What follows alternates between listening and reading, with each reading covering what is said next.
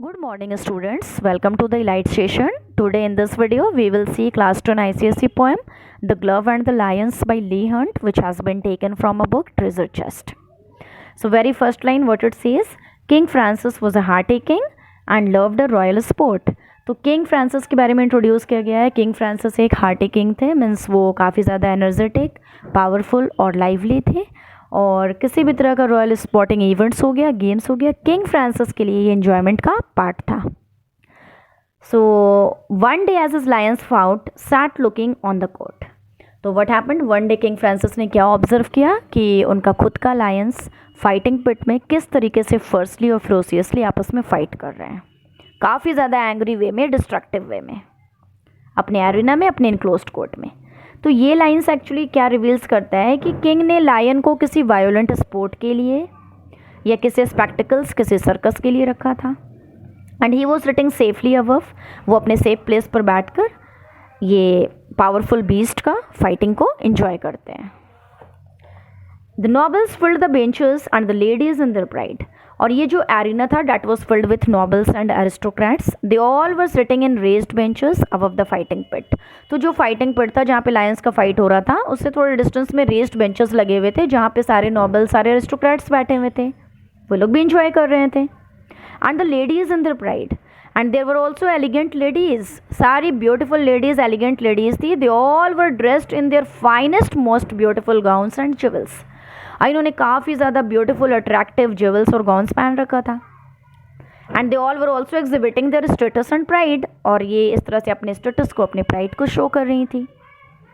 And among them sat the count de Lorge with one for whom he sighed. And among the assembled nobles, जितने सारे वहाँ पे nobles थे, उन लोगों के बीच में एक और थे, count de Lorge, who had eyes only for one particular lady, जो सिर्फ एक ही लेडी को कंप्लीटली वो देख रहे थे. He was having only a desire for one particular woman.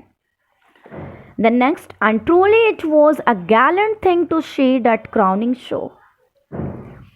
और वो कहते हैं ना, the lions fight was in progress. Lions का जो फाइट था वो काफ़ी ज़्यादा प्रोग्रेस में था. So it was quite royal event. वो एक रॉयल इवेंट था. Something the common people would never have been able to see. Means ये कॉमन पीपल के एंजॉय करने के लिए नहीं था. वहाँ सारे रॉयल्स बैठे थे, ये रॉयल इवेंट था. सारे एरिस्टोक्रेट्स, नॉबल्स लोग वहाँ पे असेंबल्ड थे. And the whole stadium filled with people, filled with sentiments. So यहाँ पे जितने स्टेडियम जो था कम्प्लीटली पीपल से भरा था. एंड कम्प्लीटली यहाँ पे सेंटिमेंट्स भी दिख रहा था लोगों के बीच में. Sentiments of love, sentiments of courage, ये भी चीज़ था. So they bit, they glared, gave blows like beams. Next we will see second stanza. Rammed and roared the lions with horrid laughing jaws. They bit, they glared, gave blows like beams. A wind went with their paws. So what it tells about how ferociously lions were fighting and roaring, and during that moment their mouths were wide open. They were laughing in a very cruel manner, which was indeed a horrible kind of things to see. तो lion यहाँ पे एकदम ferociously, एकदम destructive वे में fighting कर रहे थे, roaring कर रहे थे. और उस टाइम पे जो लायन का माउथ था वो वाइडली ओपन था. और जब वो लाफिंग कर रहे थे तो ऐसा लग रहा था एज इफ कि कितना क्रूअल मैनर में, और वो सीन काफ़ी ज़्यादा हॉरिबल था. Next, they bit, they glared, gave blows like beams, a wind went with their paws. So here what happened then? They began to fight and tear into one another. आपस में ये लोग fighting, tearing शुरू कर दिए. And their blows were strong like beams, and the wind seems to move alongside their paws. जिस तरीके से जिस डायरेक्शन में लायन मूव कर रहे थे उसी डायरेक्शन में विंड का भी मूवमेंट था. With wallowing might and stifled roar, they rolled on one another till all the pit with sand and mane was in thunderous smother. The bloody foam above the bar came whisking through the air. Said Francis then, "Faith, gentlemen, we are better here than there." Then यहाँ पे क्या होता है? They were rolling around on the floor. वो लोग आपस में floor में rolling कर रहे हैं and causing a serious disturbance. When they were fighting, it was creating a serious disturbance, and the king was impressed by the gloriness of this moment, because king was enjoying. He was highly impressed.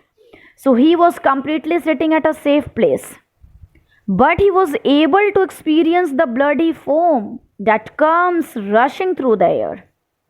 And so, sitting at a safe distance, the king commented that they were better off where they were away from danger. क्योंकि जिस तरीके से lion का fighting हो रहा था और जब वो आपस में इतना फिरोशियस वे में फाइट कर रहे थे और ये लोग अपने सेफ प्लेस से बैठकर एंजॉय कर रहे थे, क्योंकि ये लोग काफ़ी ज़्यादा डिस्टेंस में थे डेंजर से, खुद को बहुत ज़्यादा प्रोटेक्टिव फील कर रहे थे. Okay, come to the third stanza. Delor's love overheard the king, a beauteous, lively dame with smiling lips and sharp bright eyes, which always seemed the same. See, the lady whom Delorge wished for, जिस lady को कौन Delorge constantly देख रहे थे, she was strikingly a beautiful and spirited woman. And she heard the king's comment. She was a lively, beautiful young woman. She had a smiling lip, sharp bright eye, which always appeared unchanged. Means she was having constant beauty, always sparkling. She thought the count, my lover, is brave as brave can be. He surely would do wondrous things to show his love of me. So what she thought, that her lover, the Count Delorge, was as courageous and daring as any man could possibly be. वो काफ़ी ज़्यादा daring है, courageous है. तो she was confident that he would do some wonderful thing to prove his love for her, कि वो उसके love को प्रूव करने के लिए कुछ वंडरफुल थिंग्स कर सकते हैं कौन डिलॉर्ज. Then what happened? King, ladies, lovers, all look on. The occasion is divine. I will drop my glove to prove his love. Great glory will be mine. So what actually she thought? That she saw that the king and all the noble aristocrats all were present there. The occasion was right to grab attention. She don't want to miss this kind of opportunity. So what she thought, that she thought of dropping her glove into the pit to prove his love for her. And in doing so, she would gain honor, she would gain renown. Okay. So actually she don't want to miss this opportunity because she wanted to grab the attention of all audience. जितने लोग वहाँ बैठे थे सब लोग उसको देखे कि वो कितनी ब्यूटीफुल है, कितनी एलिगेंट है, कितना फाइनेस्ट मोस्ट ब्यूटीफुल गॉन पहन रखी है, जवल्स पहन रखी है, और फेमस भी हो जाएगी. Why she wanted to do all this things. क्यों वो चाहती थी? वो फेमस होना चाहती थी कि सब लोग उसकी तरफ देखेंगे तो किस तरीके से वो ग्लव को लायंस के पिट में फेंकेगी और कौन डिलॉर्ज उसे जब वापस उठाकर ला कर देंगे तो सब लोगों का अटेंशंस लेडी की तरफ जाएगा. This was the reason. Now come to the next line. She dropped her glove to prove his love, then looked at him and smiled. He bowed and in a moment leaped among the lions wild. The leap was quick, return was quick. He has regained his place. Then he threw the glove, but not with love, right in the lady's face.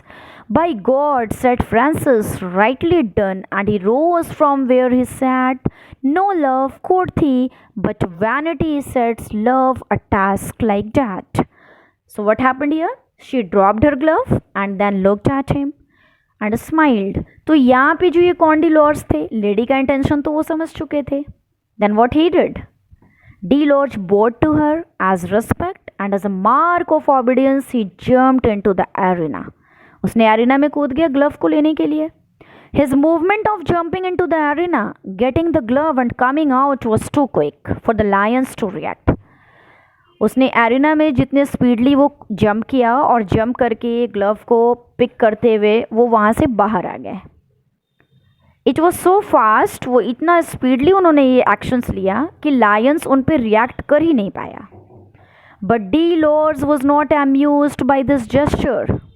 Delorge happy नहीं थे इसको देखते हुए कि lady ने किस तरीके से लव को चैलेंज करने के लिए उनके लाइफ को रिस्क में डाल रखा था. He was not happy at all. He does not express his love at this moment. और उसने अपने लव को एक्सप्रेस भी नहीं किया इस मोमेंट में. Instead he throws the glove at her face. उसने क्या किया? ग्लव को उसके फेस पे फेंक दिया angrily and states that he is rightly done. और उसने ये कह दिया, मतलब कि बाय हिज एक्सप्रेशंस वो पता चल रहा था कि he is rightly done. Now no more. And he rises once more and leaves the arena. और वो वहाँ से चले गए.